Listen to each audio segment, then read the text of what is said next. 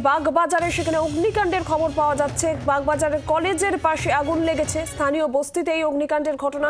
দমকলের 5টি ইঞ্জিন ঘটনাস্থলে পৌঁছেছে। আরো বিস্তারিতভাবে জানাবেন সৌমেন ভট্টাচার্য, টেলিফোন লাইনে রয়েছেন আমাদের প্রতিনিধি সৌমেন।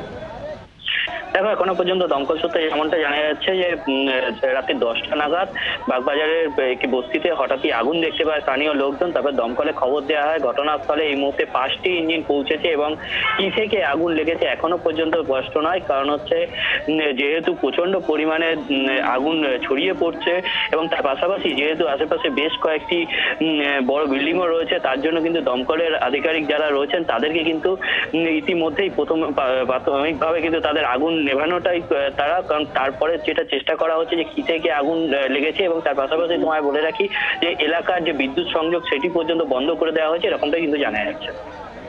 নজর রাখো পরিস্থিতির দিকে সৌমেন। বাগবাজার কলেজের পাশে সেখানে বস্তিতে অগ্নিকাণ্ডের ঘটনা এবং সেই মুহূর্তের ছবি আপনারা দেখতে পাচ্ছেন এক্সক্লুসিভলি জি24 ঘন্টার পর্দায়। কিভাবে দাউ দাউ করে আগুন জ্বলছে, আগুন ছড়িয়ে পড়ার একটা আশঙ্কা রয়েছে। আশেপাশে বড় বিল্ডিং রয়েছে। দমকলের 5টি ইঞ্জিন এই মুহূর্তে ঘটনাস্থলে রয়েছে। তারা আগুন নেভানোর চেষ্টা করছে।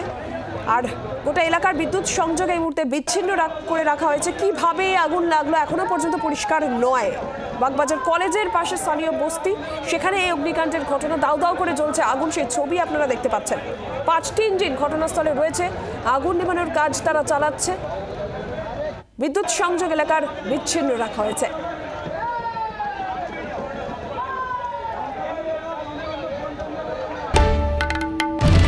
বাংলার আওয়াজ, বাঙালির আবেগ, জি24 ঘন্টা।